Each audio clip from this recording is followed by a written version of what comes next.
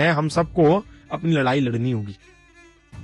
आज लोगों के बीच में फैला दिया कि अब राम आएंगे, कृष्ण आएंगे, कल्कि का अवतार होगा। भैया कोई अवतार नहीं होगा। हिंदुओं तुमको अपनी रक्षा करनी है तो कोई अवतार नहीं आने वाला। इस ढोंग आडंबर पाखंड अंधविश्वास से ऊपर उठो। कोई अवतार हिंदू की रक्षा करने के लिए नहीं आएगा।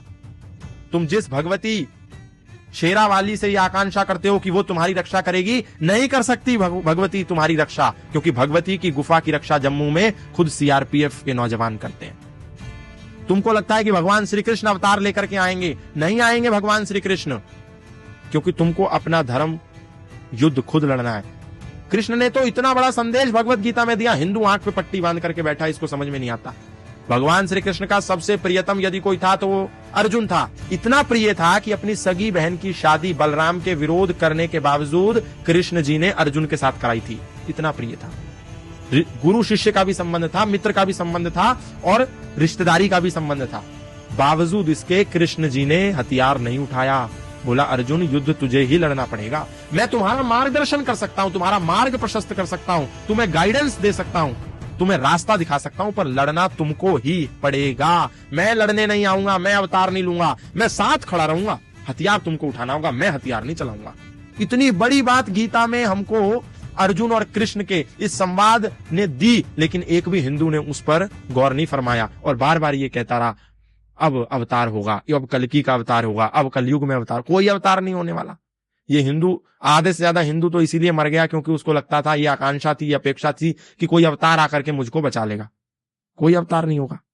भगवान रहेंगे साथ, भगवती तुम्हारे साथ है, जगदम्बा तुम्हारे साथ है, शिव तुम्हारे साथ है, कृष्ण तुम्हारे साथ है, लेकिन लड़ना तुमको ही पड़ेगा, क्योंकि शिव ने जो त्रिशूल हाथ में थामा है, जिसके सामने तुम रोज नतमस्तक होते हो, वो तुमको रोज चीख चीख करके कह रहे हैं कि तू भी हाथ में शस्त्र पकड़। अटैक के लिए नहीं, डिफेंस के लिए। कृष्ण तुमको संदेश दे रहे हैं, सुदर्शन चक्र भी है मेरे हाथ में। इस बांसुरी को देख करके केवल नाचते मत रहो। हिंदुओं, मंदिरों में नाचो मत, ये सुदर्शन चक्र भी देखो। केवल बांसुरी वाला नहीं हूं, चक्र वाला भी हूं, इसको देखो। लेकिन हिंदू नहीं देखता। जगदम्बा कह रही है कि मेरे हाथ में जो तलवार है इसको भी देखो, लेकिन हिंदू नहीं देखता। हनुमान कह रहे हैं मेरे हाथ में गदा है, तुम रोज मेरी हनुमान चालीसा गा करके मनौती मांग करके चले जाते हो, मनौती ये पूरी नहीं करूंगा। ये गदा भी देखो, अपनी डिफेंस के लिए मैंने रखा है, तुम भी रखो। राम कहते हैं ये धनुष बाण मैंने पकड़ रखा है, तुम भी पकड़ो, शस्त्र रखो। लेकिन हिंदू कहता है शस्त्र मत रखो, बिजनेस करो, नौकरी करो, पैसा कमाओ, गाड़ी लो, बंगला लो, बड़ा बड़ा संसाधन बनाओ, केवल इसी में लगा हुआ है। और फिर आसपास जब उनकी ज्यादा आबादी हो जाती है तो वो इस पे हमला कर देते हैं, फिर इसको छोड़ छोड़ के भागना पड़ता है।